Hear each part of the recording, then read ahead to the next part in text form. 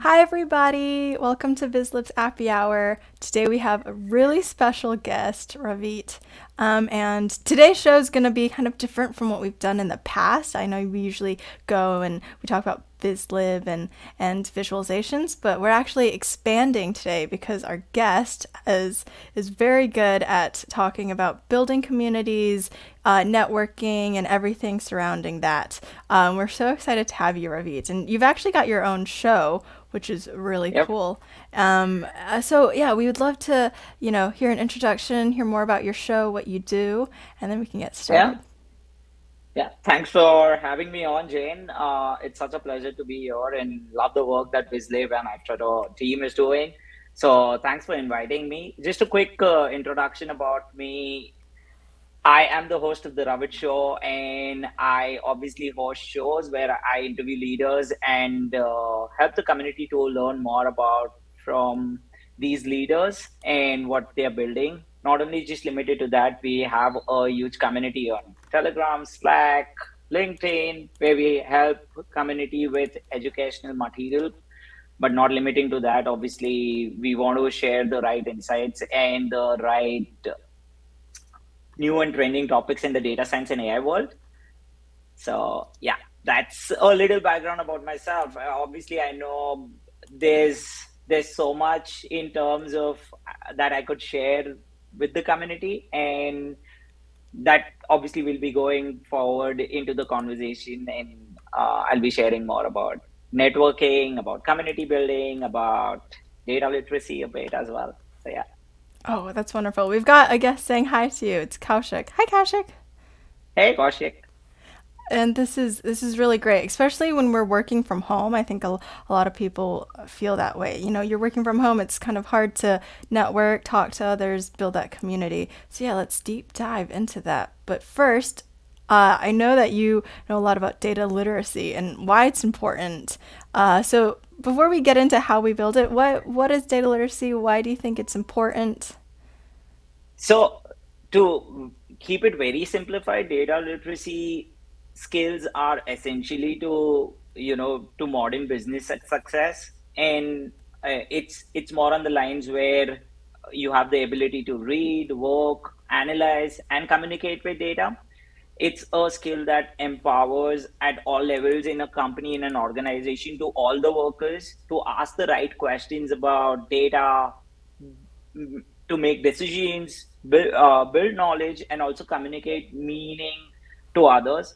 So if you can communicate data in context, including an understanding of data sources, analytical methods, techniques, and applied the ability to describe the use case, application, and resulting value, then congratulations, you are a data literate out there.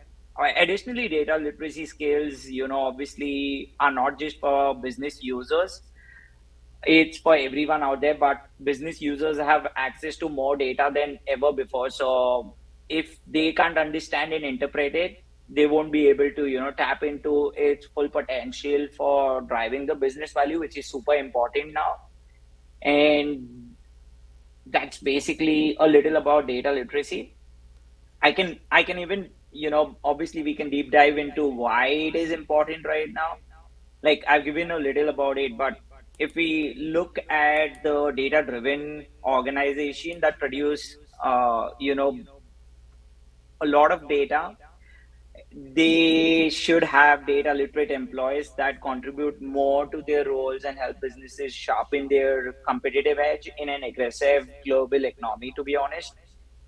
And that can only happen when the employees are data literate. Right. So that's very important, I guess.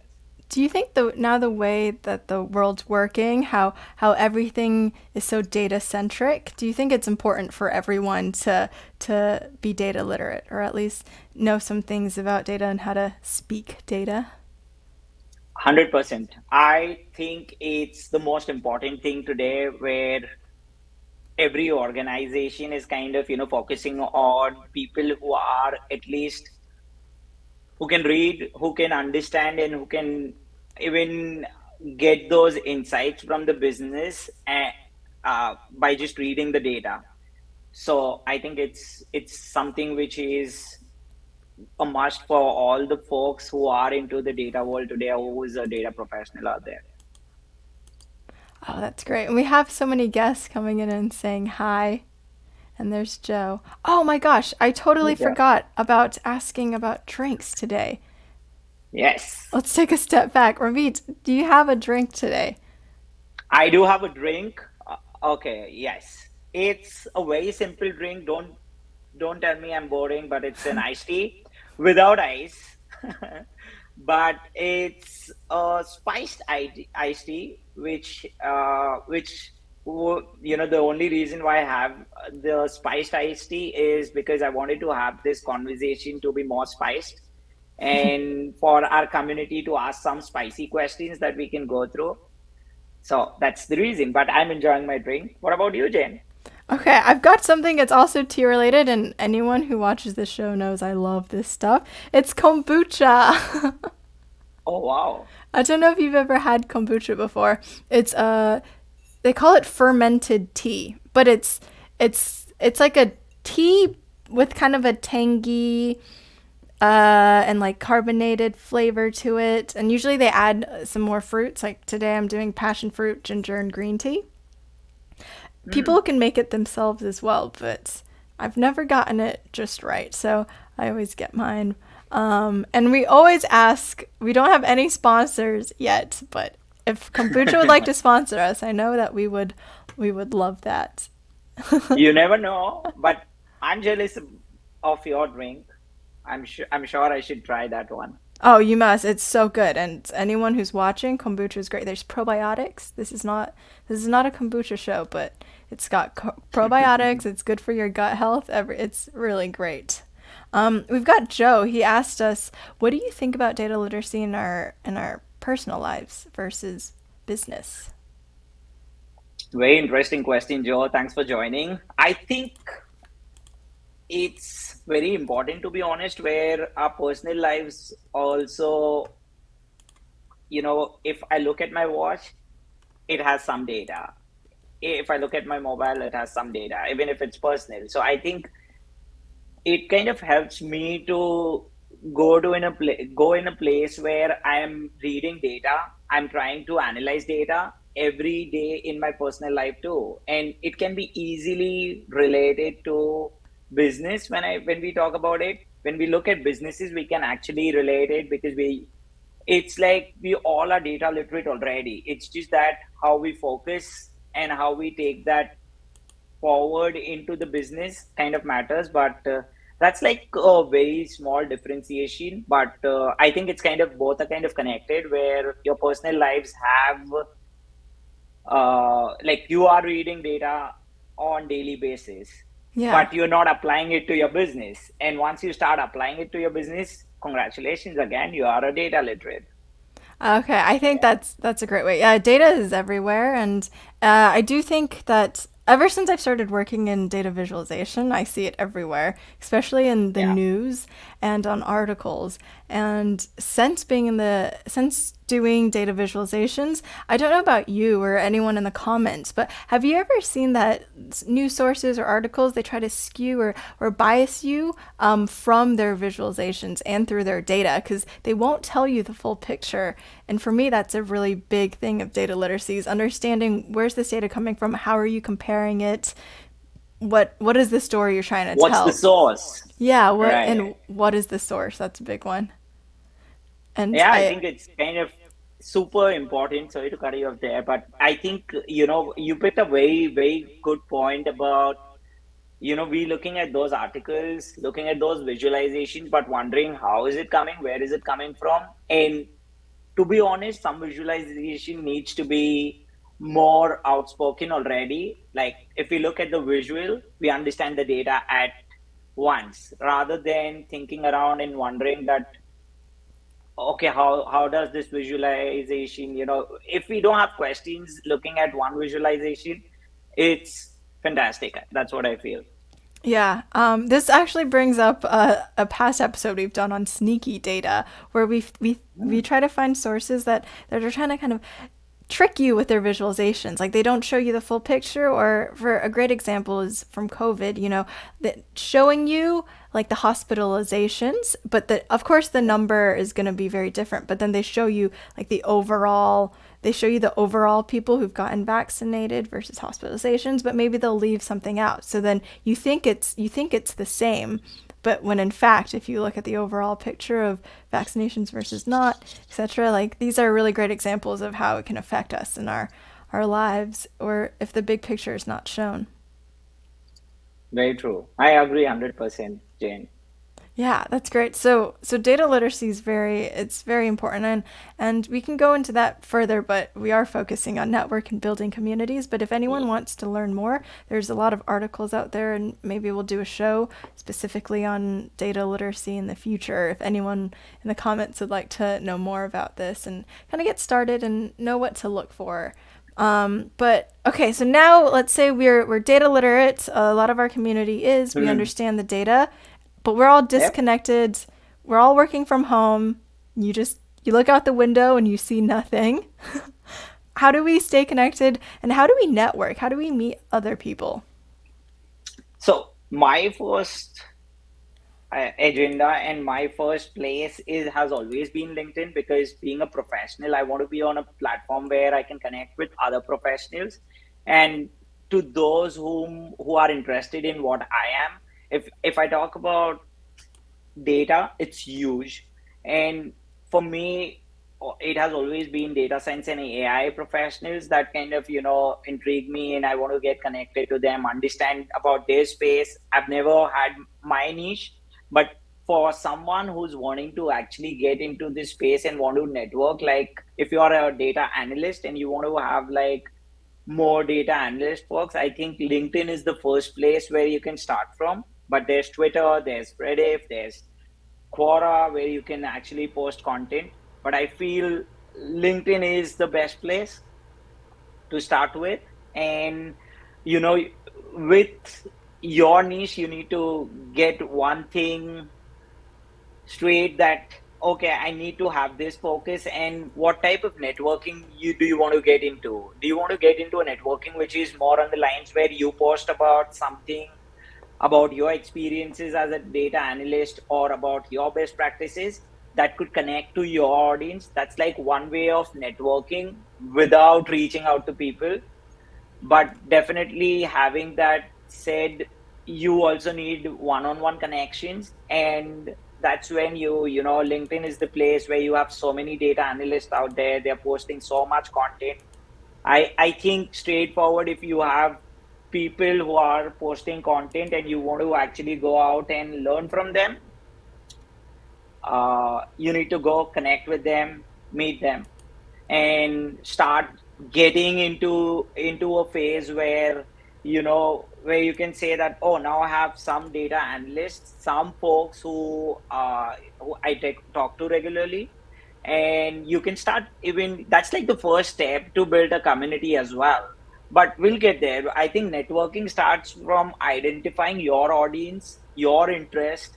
And also, I think posting some content on LinkedIn about your experiences, about in generic data, being a data analyst, how does it feel?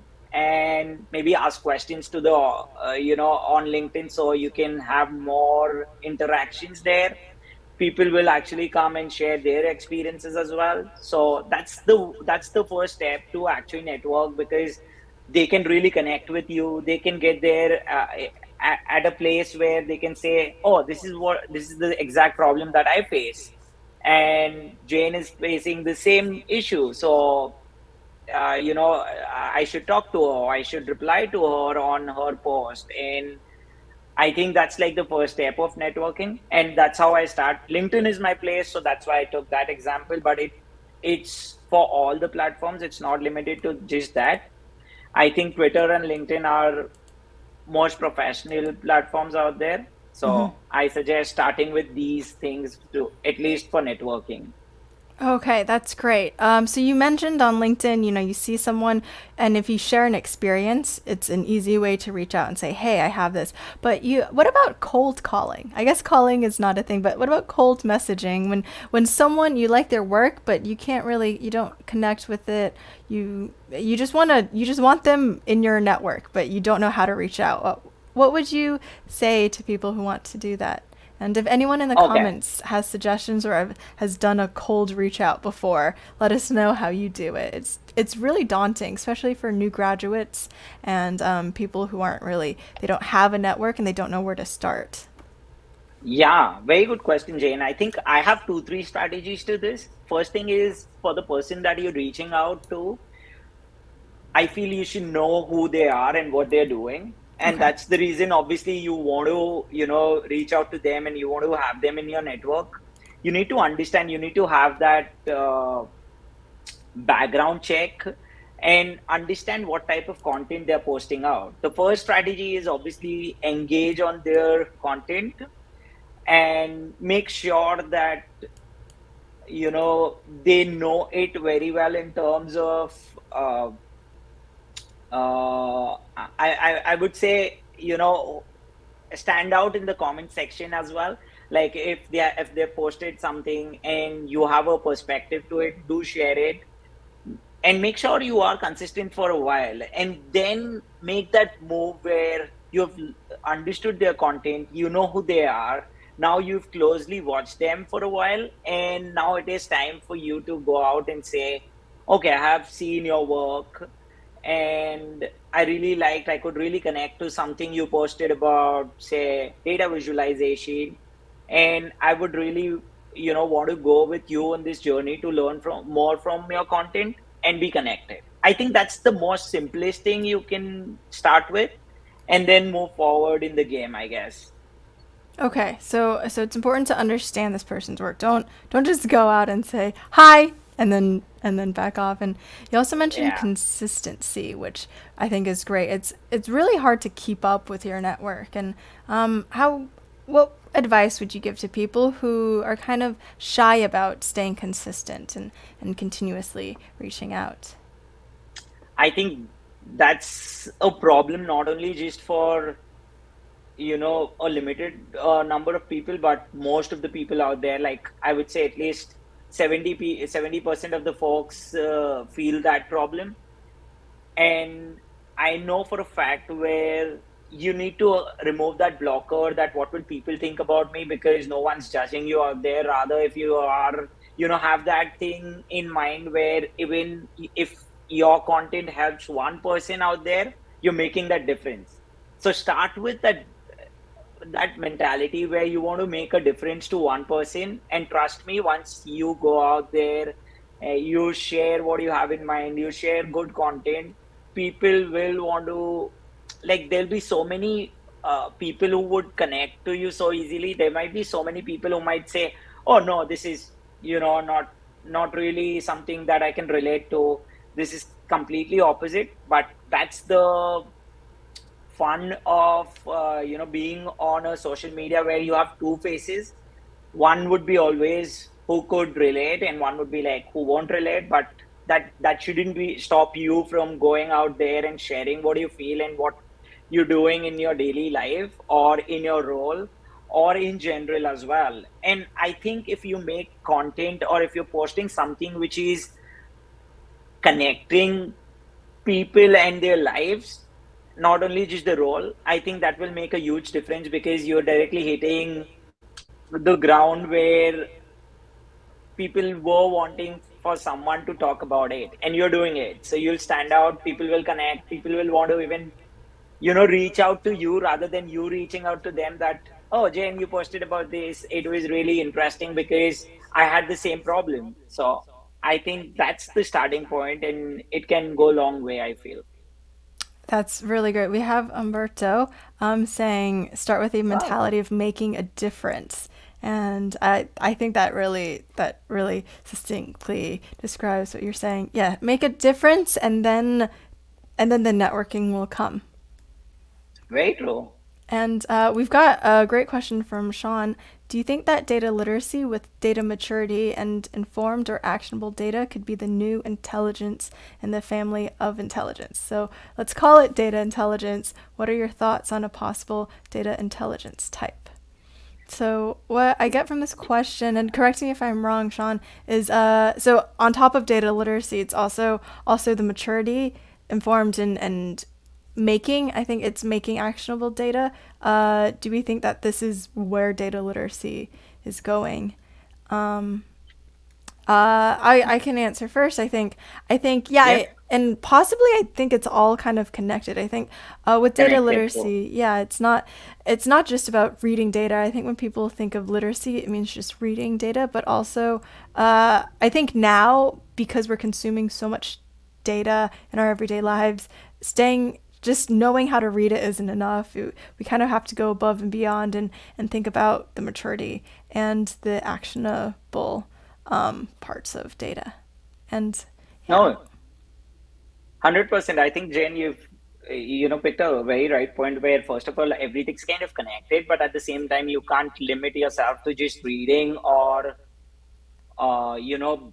just have that ability to analyze data, but you'll also need to communicate it to the executives out there and make sure that you're kind of connecting those dots to for how the data is actually achieving those business goals. And that's when you can say those that this is actually the actionable data and will actually make that difference for the business as well. And I think definitely I like what Sean said there, that it's a new member to the family of intelligence, and we can also call it data intelligence for sure. That's very well said. And Sean, if you have any more questions, let us know if we answered that. And we've got Stephanie here. She was actually on our last Appy Hour. She said, "How do you come up with Wow. new and creative content and avoid being repetitive content creation and LinkedIn posts?" I think I keep it straight and very simple. If it's about, if I share, first of all, use different types of content. Like on LinkedIn, you can use text, you can use photos, you can use videos, you can use Crossreel, which is the new one. You can use PDFs to communicate. You can also use micro videos, which are like 10 seconds videos, and you're just announcing something and that's it. So basically, if you come up with, first understand what type, use different types every day. That kind of helps a lot. You also have polls where you can come up with different questions that you have for the audience, and that can be a good, starting point where you are talking about something which is a common problem for everyone. And then you're kind of taking a poll out of it and getting those insights from the folks that you are wanting to target, because that only those folks will engage on that whom you're wanting to target, and you have that question just for them. So basically, coming back to the question by Stephanie, I feel for content, don't pressurize yourself. Every day is different. Like one day you might have like 5 ideas, but obviously you wouldn't want to go out with all the 5 ideas every day. I would say go write it down and use those different formats and different types of formats that I've mentioned, and go for it, create, and you can post for the next 5 days. But at the same time, there's always that problem where you'll feel, oh, now I'm kind of being repetitive in the content creation. So how do you make that different is, you need to get into the shoes of the audience and see how what you've already shared and what's the next step in that story that you've already shared with your audience. If you can step into the next step of the content, I think you'll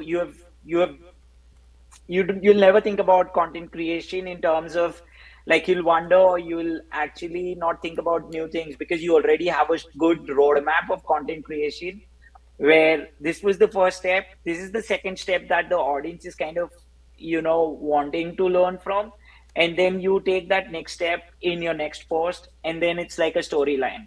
But always, I always suggest that when you go out and post, make sure you have a good roadmap about how do you want to take it from point A to point B, and then point B to point C. Because if you want your audience to actually stay with you all the time, you want to create a story that helps them not only just upskill, when they're reading and investing that time, but at the same time also they should, actually enjoy and engage. So I think I keep it easy. I don't think a lot, to be honest.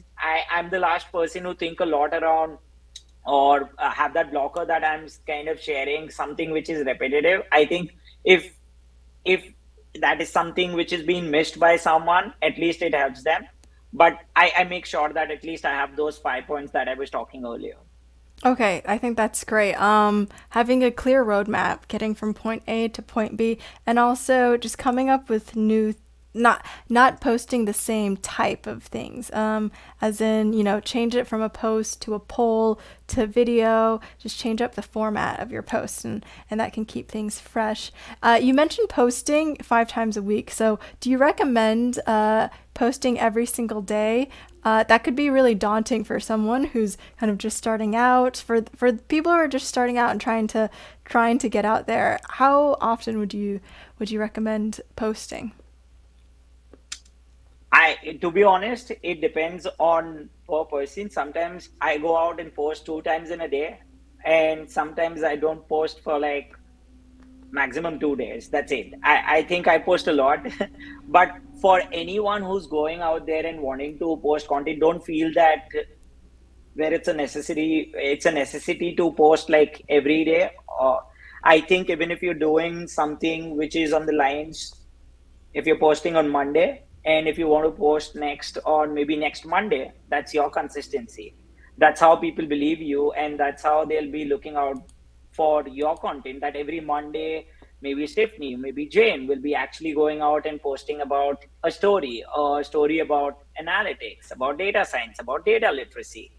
And that's how people will remember. So, but to be honest, when you want to be consistent on platforms like LinkedIn, I always suggest at least go once or twice in a week minimum. Okay.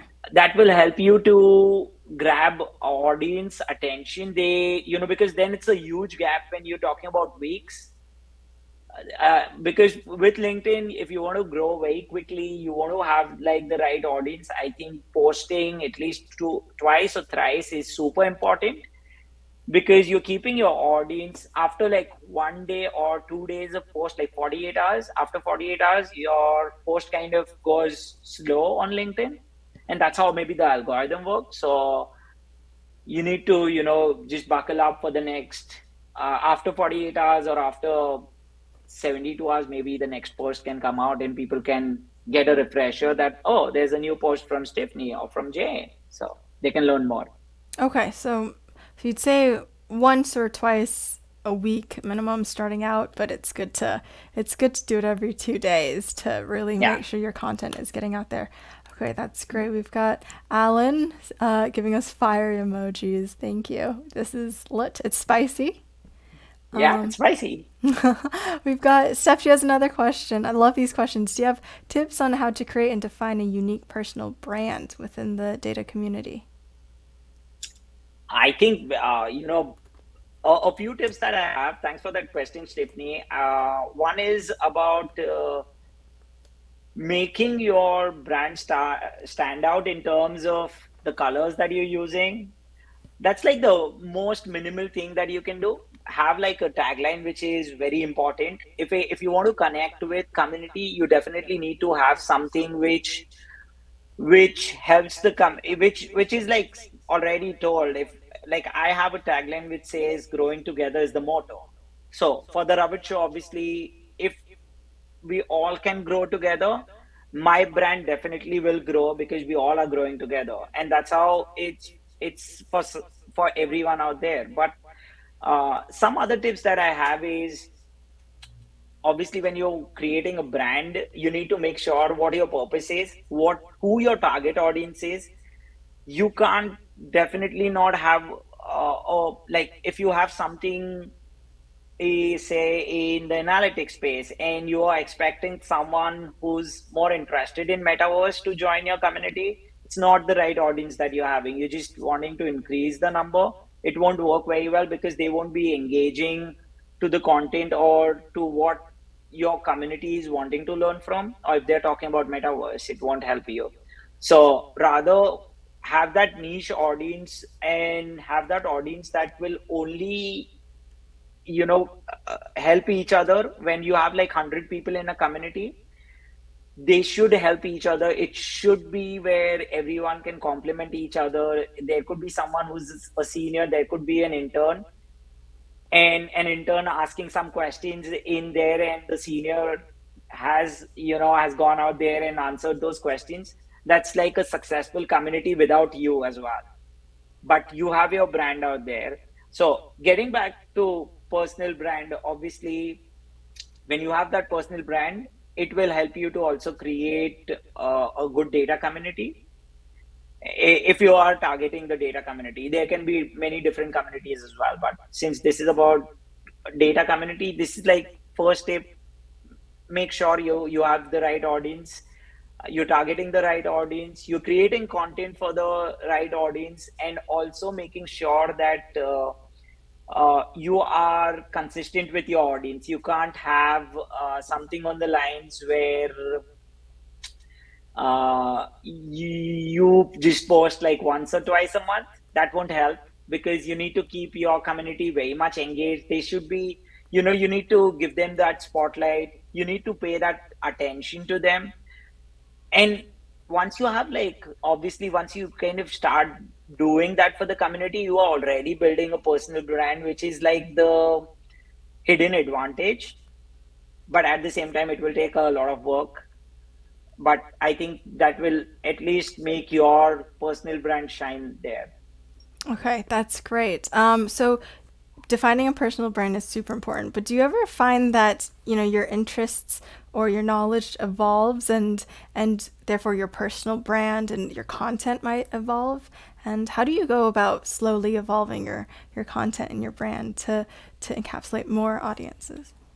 Yeah, 100%. That is such a nice question, Jane, because what I feel is with time, you need to grow in that, your community needs to grow.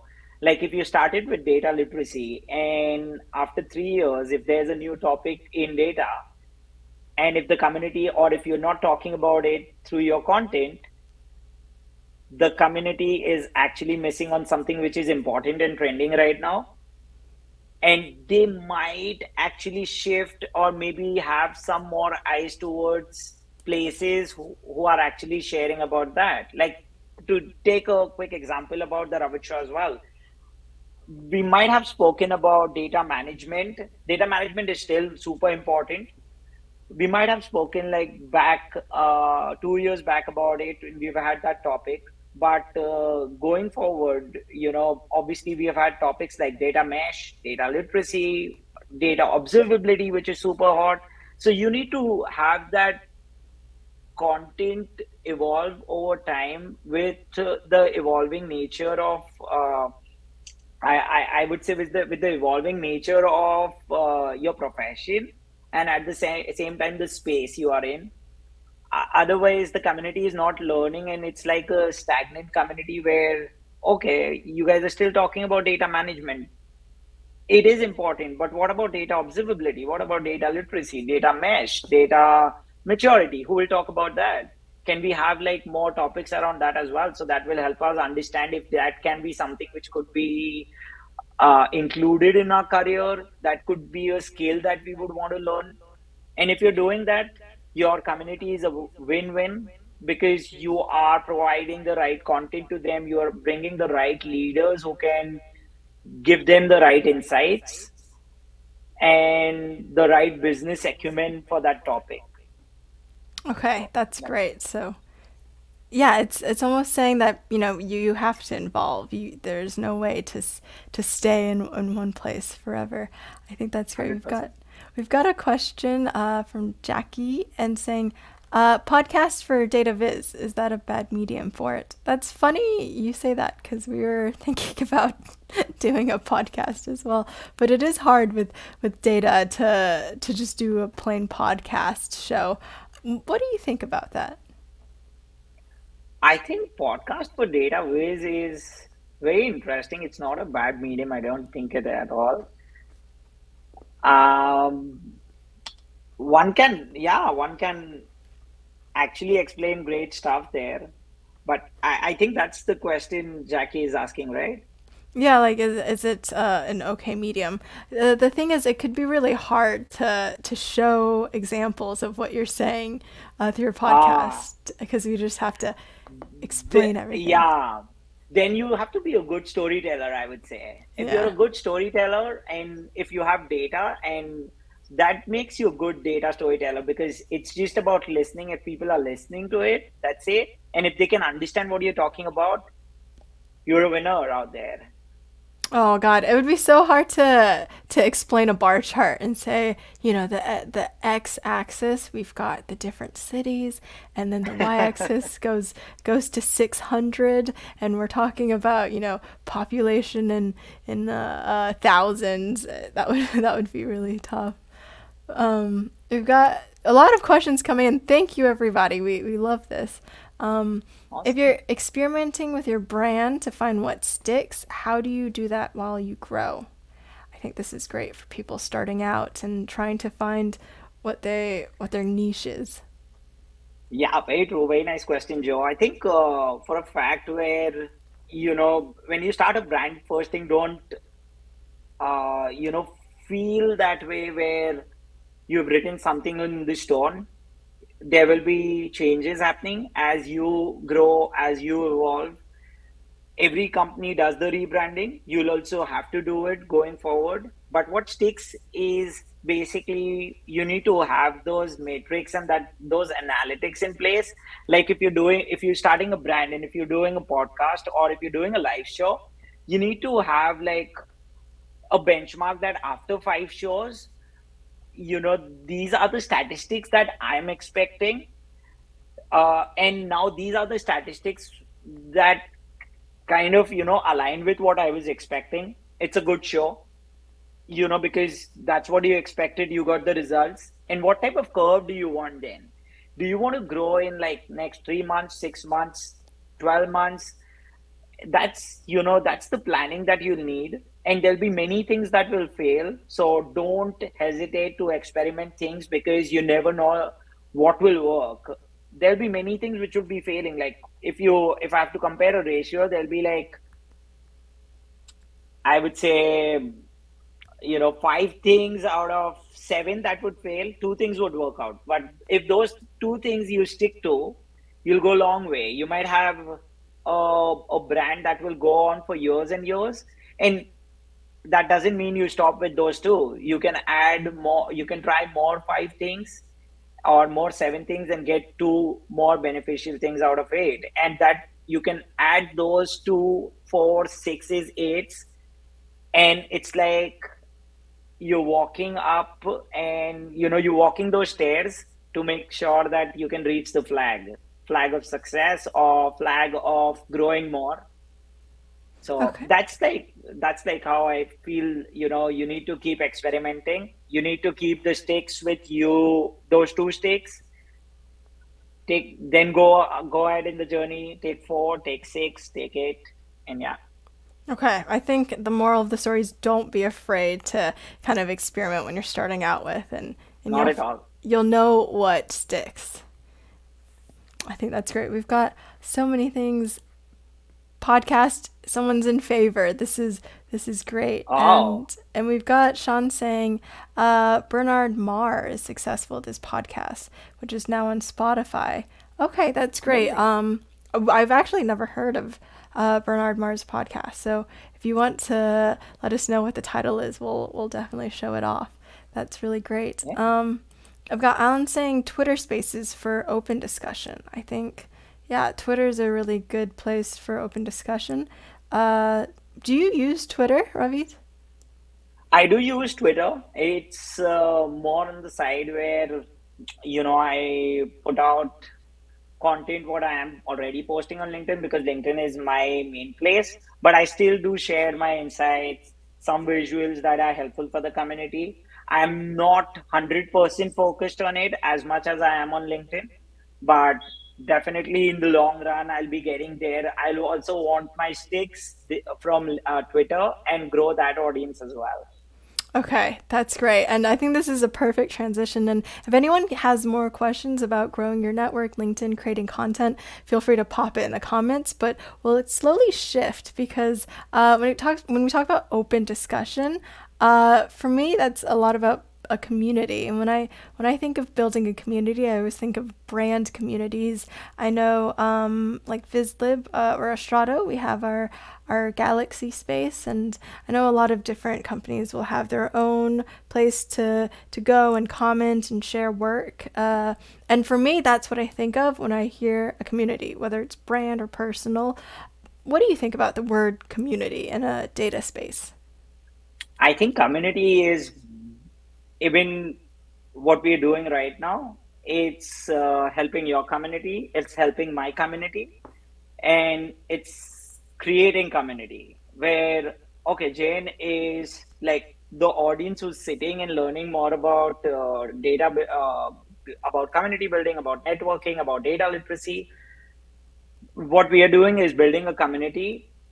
We are also building a personal brand, and at the same time what we are doing is we are helping the audience to learn more about how we have been in this space and what we think about it.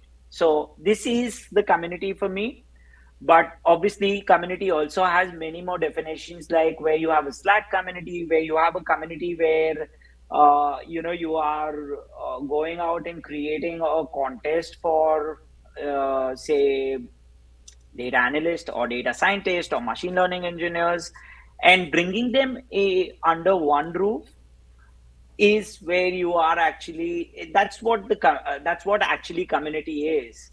So basically, if you go in a conference, and it's a conference which will be around, which is hosted by Vizlib, so that's your community. You can easily call that's your community because you've brought everyone under one roof for one purpose, to learn more about visualization and learn more about Vizlib.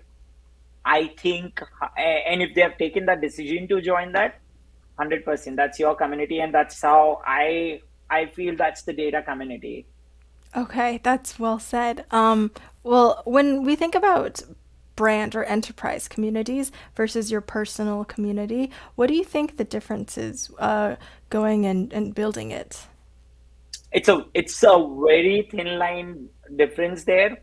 For me, at least, I have my name in my brand, so I can't differentiate it very much. But obviously, if you grow in a space where you have a brand and there's a huge team, then your personal brand kind of goes back, because it's not just you, but it's the people who are making that brand grow. But if it's limited people, if it's just three or it's just two of you, and you're doing like 50 or 80% of the work, then it's kind of, obviously your personal brand out there. And at the same time, the brand in itself, like in different entity, is growing as well. So you can't separate that a lot. But if it's a huge team, I would say, then you can easily, say that your personal brand is different now, and this brand is has like, say, 50 owners now who are working for that brand. So that's the the maximum difference that I see. Okay, that's great. And I know nowadays, brands, a lot of them, the marketing team or the the community team, they'll often have a persona. Like they'll make a persona, or they'll kind of make a voice that they're gonna speak in. And I guess for personal brands, you don't really need that because the voice should be your own. But do you find it is helpful to have to kind of have your own persona, and people maybe who are more shy, who aren't as open to posting Yeah. and whatnot, do you think it would be helpful for them to kind of create a persona and go out and post under that voice and persona? Yeah, it's very interesting question because what I feel is there's this, difference. Even if I think like where everyone needs to have their own persona, and if they kind of, if I suggest, okay, you're kind of shy, but now if you have your persona, that person will still be different from what my voice is. And even if you're using the same platform to post about something, that person will still have that differentiating point because they'll only be talking in their voice, and that will still be a shy voice. And my voice would be something which is very different. And if I'm that, outgoing, people can easily see that because I might go out and say that, okay, this is what I feel. This is how what are my thoughts, and what do you think about it? And then I ask another question. But this person who might have a shy persona might just say that, might just keep it generic in terms of, do you think this works this way? That's it. They won't be able to share what they feel about because they have that shy component coming in, and that's the difference in the long run, which will definitely be, uh, you know, in any scenario, I would say for marketers, for developer advocates, everyone have their own persona. And having your own persona means it's good because you are adding your own value to that content, and you're expecting, you know, like obviously a company will have different variations of personas, which will help the company as well to understand that what's working, what's not working, what could be changed, what could be tweaked. And brands can grow that way, I feel. I think that's great. And I've got a question for the audience and also for you. Yeah. It's a little bit off center, and it's which brand's voice do you like the most? I know every brand has their own kind of personality, the way they do advertisements, the way they make posts. Do you have one that's your favorite that kind of whenever you think you're like, "Oh, this one is so great the way they've done things." Some are clean and professional, some are a bit more fun and a little Fun. quirky. Yeah, you like the fun ones. I think me too. I like I like the fun ones. I have like a lot of brands that I feel, are now moving on to a place where they want to make marketing in their voice more fun rather than being very professional and having that, it's where, uh, you're wearing a shorts and going to a conference.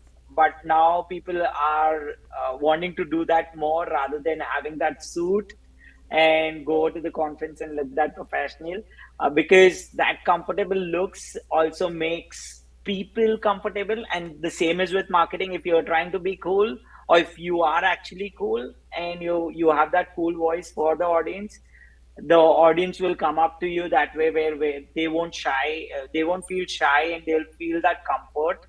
So it also connects with people that way. Yeah, yeah, okay. I think you're absolutely right in that brands are moving more towards like a fun, like down to earth tone. And off the top of my head, I actually can't really think of any brands that seem very just professional and like we're here to do work and that's it. Maybe like pet foods or Petco. I know when I think of ads for them, I think they're more kind of stern and like we make good food and that's that. But in tech, yeah, you're right. Everyone's just a little bit more like fun, quirky, and just yeah, we're doing tech and we're loving it, and that's about that. Yeah, very true. Absolutely. When you do make a persona, so if someone they're saying, I don't want to speak in my voice. I don't know how to post. I'm shy. If I want to grow, but I don't want to do it like me.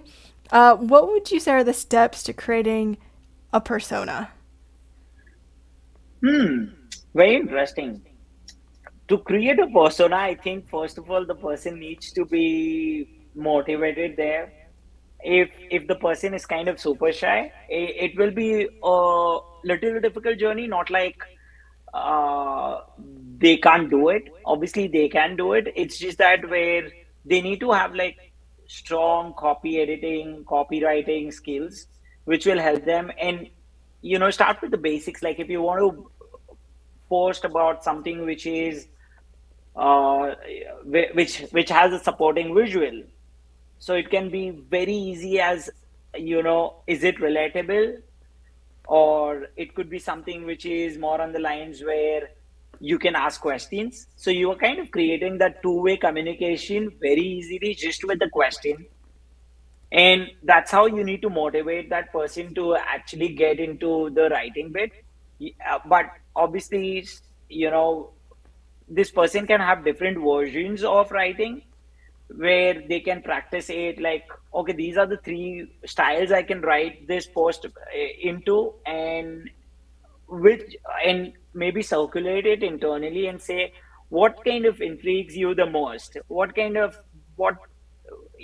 how do you, which of these lines you kind of feel the most relatable to. And it could be through a poll, it could be something fun that you can do internally, but get an idea that, oh, most of the people are liking the first one, that's like the most relatable one. It's proven, at least out of a sample size of 100 people.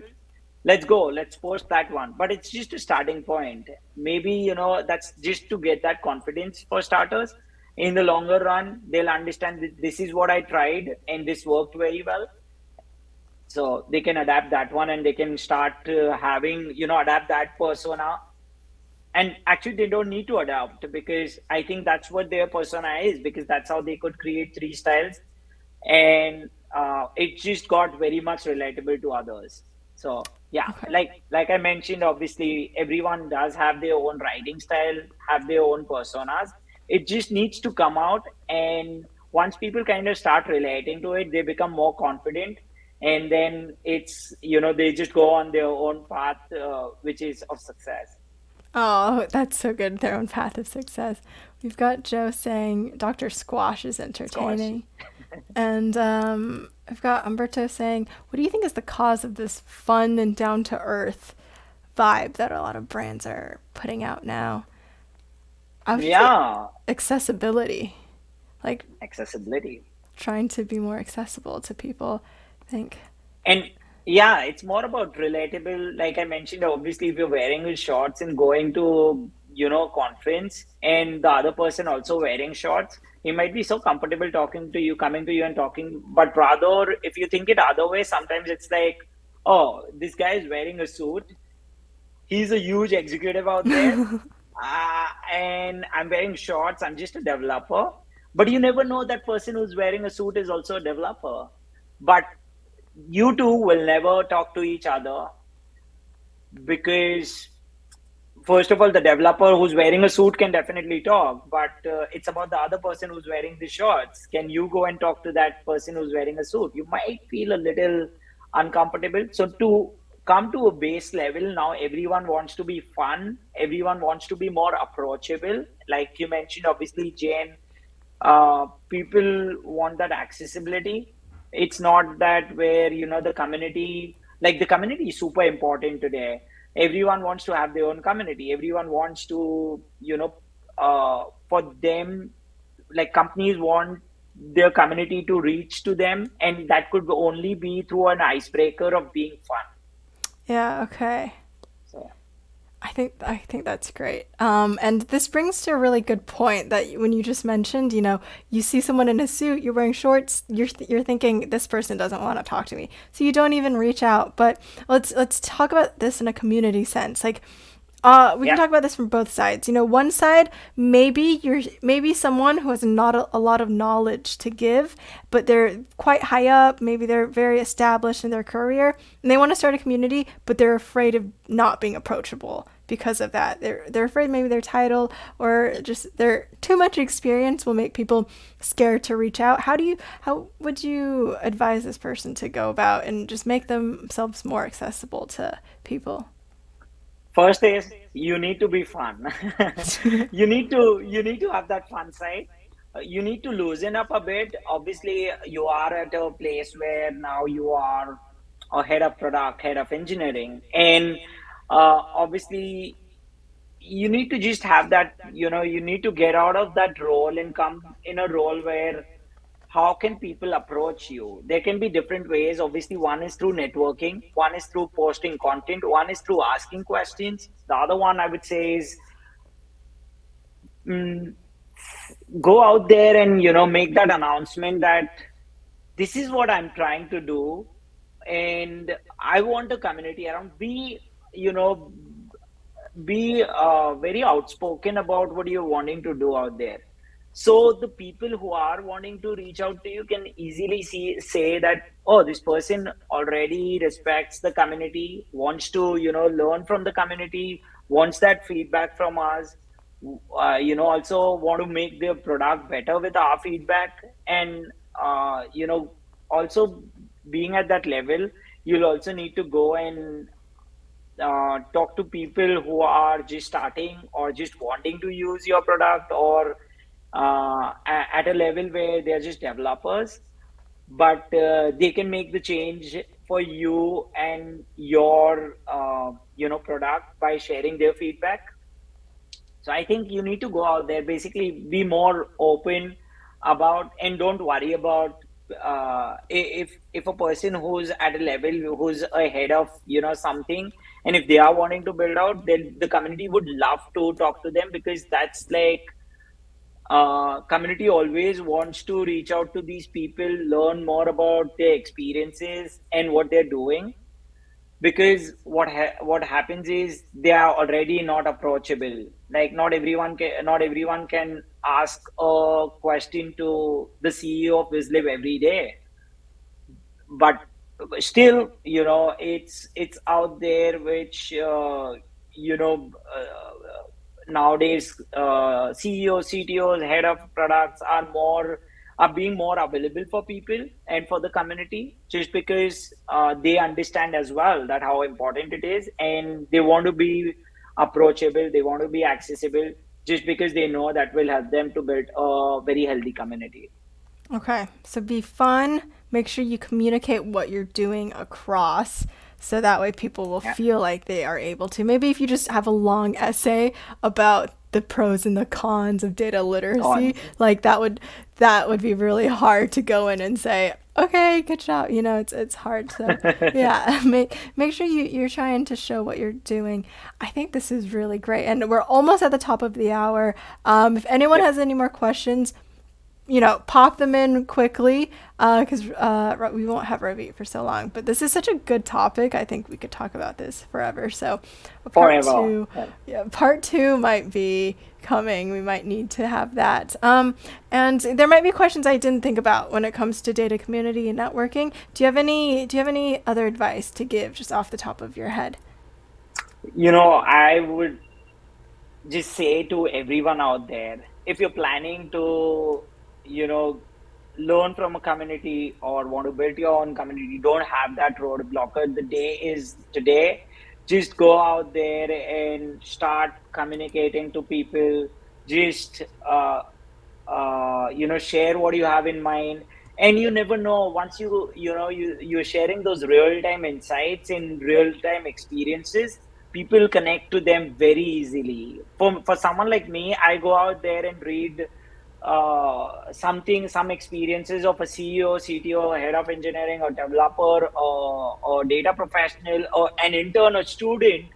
I kind of relate to it very well. When, obviously, talking about a student, when I was in that place, I used to wonder the same, that how do I get into this place? How do I get into the data science space? What's like the roadmap for this? So those are like the literal questions. If you just post about those questions in your, as a content as well, there might be so many people who might give you so many advices. Obviously, you can be picky and pick a few one, and just go out there and give it a try. But what you're doing out there is you're sharing, you're connecting with people with what they have experienced too. So that helps. But to be honest, don't be very serious with your content. Like, the companies are not being so serious. So why, being a person, you would want to be serious? Be fun. People connect with fun people. To be honest, I don't like a lot of serious stuff. Rather, I like realistic, fun stuff, and make it more conversational. Meet people, connect with people, engage on, people whom you think you want in your network. Connect with them, be upfront, and trust me, the change will come your way. And the biggest one, like I mentioned before as well, don't have those roadblocks in your mind, and it will go a long way. Okay, this is really great, and we should definitely tell our followers follow the Ravit Show. Thank you. You post great things, and also follow you on LinkedIn. It's Ravit. I is your last name Jan Jane? Jane, Jane. that's Okay, right. okay, perfect. That's great. It's Jain, not Jane, like my name. Yeah, follow him. He has great posts. There's two infinity signs on the side of his name, so that's how you know it's him. Yeah, and let's all grow together. This has been so wonderful. Thank you, everyone who's watching, with all your questions. This was this was a lot of fun, and this was different, and Yeah. you're kind of starting off a new, whole different type of happy hour, and we love it here. Yeah, 100%. Jane, thanks for hosting me on the Appy Hour. I loved it. I love the format. I loved all the questions by our audience here. Thank you very much, everyone, for joining. I know how much it takes to invest that, time into a show. And, obviously, Jane is a wonderful host. So thank you Oh, again, Jane, for inviting me. And this was super fun. Thanks once oh, again. that's perfect. And cheers. Cheers. Cheers, and bye, everybody. Thank you for joining. We'll see you next time.